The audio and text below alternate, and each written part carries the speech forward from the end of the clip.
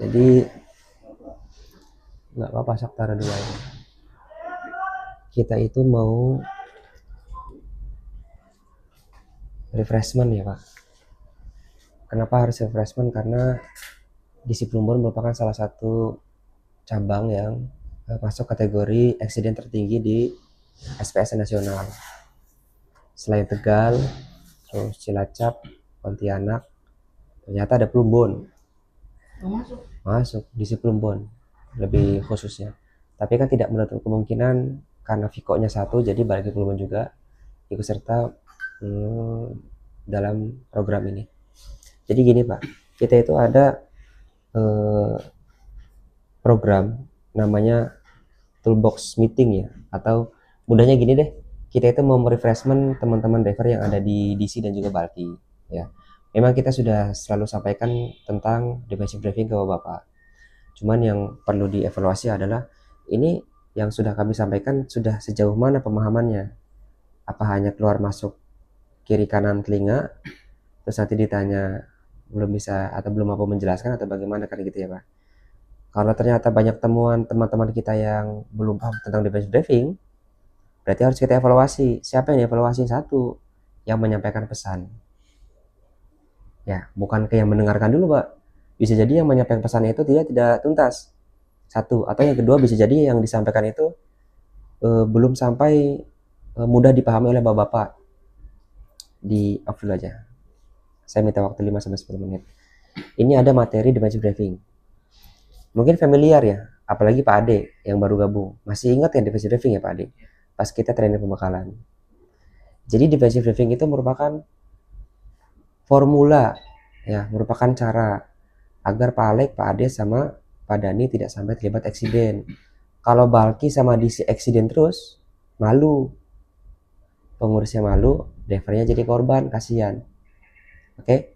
Jadi saya minta yang kami sampaikan sekarang bisa diketahui, bisa dipahami, dihafalkan, terus dilakukan ketika Bapak bekerja di pilot sebagai tim driver. Oke ya. Defensive driving Pak. Saya akan jelaskan mudahnya defensive driving itu apa. Defensive driving itu artinya perilaku Pak Alek.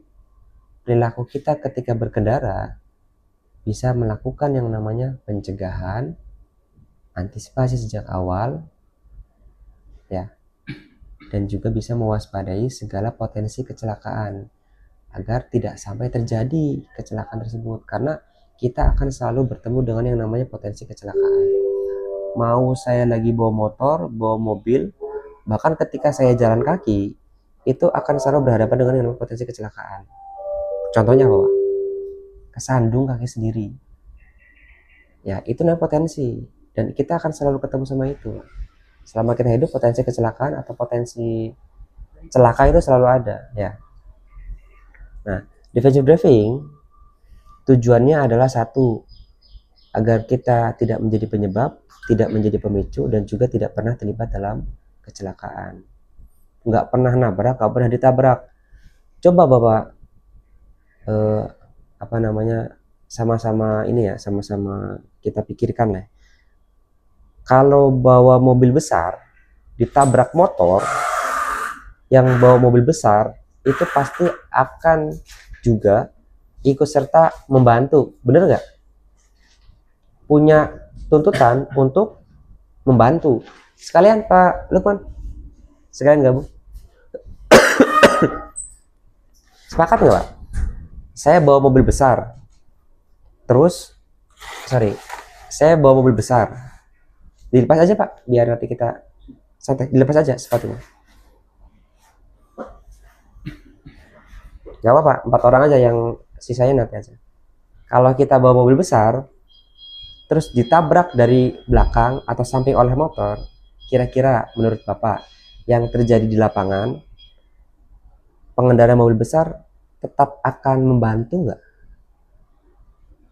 Pasti dari sisi tali asih Pak, bahasanya Pak. Mau itu di masyarakat umum atau di kepolisian, yang terjadi di Plumbon Pak. Di Plumbon itu sekarang unitnya satu masih tertahan di Polsek Selieg. LP-nya sudah masuk ke Polres Indramayu. Yang terjadi apa? mobilnya itu sudah keluar. Bapak tahu toko Alfamart Seliek? Belum ya? Jadi intinya gini. Ya, jadi intinya gini. Itu Sleman pas ya. Alfamart Sleman Indramayu. Itu kan toko pinggir jalan, Pak. Depan toko Sleman itu kan turn on. Ya, putar balik ya. U-turn, turn on. U-turn kan, putar balik nih. Drivernya sudah bongkaran, dia mundur, Pak. Ini toko nih, driver mundur, ngambil kanan karena dia mau ke arah Cirebon. Mau putar balik. Dia putar balik sini. Nah, pas dia sudah di tengah nih, dia itu tidak langsung tancap gas. Karena apa? Dari arah sini ada motor. Dari sini motor sudah jejer, Pak. Ternyata ada motor dari belakang. Kayaknya dia itu salah perhitungan. Dikiranya mobil yang lewat itu langsung ngegas. Jadi dia nyalip, Pak, dari kanan. Nyalip gini. Set. Dikira mobilnya belok ini, dia langsung ngegas gini kan.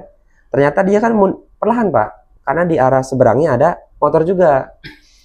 Nabrak, Pak. Bagian belakang samping kanan antara ban dengan perisai. Dor. Mukanya itu kena box. Di sini retak. Di sini retak. Sama ada pendarahan di kepala. Makasih. Nah, coba perhatiin. Kenapa kok kasusnya belum selesai? Karena dari yang nabrak minta berapa, Pak? 5 juta. Coba. Udah gitu nambah lagi, Pak. 10 juta. Coba. Yang salah yang mana, Pak? Motornya. Secara kasat mata ya. Kita nggak bisa bicara salah atau tidak kalau bukan di kepolisian ya. Tapi kan kita secara awam bicara itu, oh ini salah motor karena nabrak kan gitu. Oke lah. Kalau memang itu salah motor, kenapa yang motor minta uang? Pengobatan. Ya, bahasanya apa? Pertanggungjawaban dan juga bantuan. Itu, Pak, yang kita tidak inginkan. Mau nabrak, mau ditabrak, itu posisi orang, dia pasti akan menjadi korban. Benar kan? Mau dia yang nabrak atau yang ditabrak, itu posisinya sebetulnya dia jadi korban, Pak. Korban moral, korban waktu, korban fisik, korban material. Sepakat kan? Makanya defensive driving ini hadir untuk bisa menekan itu semua. Pemicu, penyebab, dan juga tidak pernah terlibat dalam kecelakaan. Clear? Ya, jadi defensive driving artinya perilaku Bapak ketika berkendara bisa melakukan pencegahan, antisipasi, ya, bisa melakukan pertimbangan sejak awal atas potensi-potensi kecelakaan yang ada. Contoh potensi kecelakaannya apa aja, Pak? Nah, ini. Namanya juga defensif, bertahan. Dan juga melakukan pencegahan. Pencegahan terhadap apa? Faktor-faktor yang ada di luar, Pak. Ini, Pak, rute-rute Cipasung. Ya, Bingbin, Sigma, Sindang Majalengka, ya. Itu contoh yang di Cirebon ya. Terus ada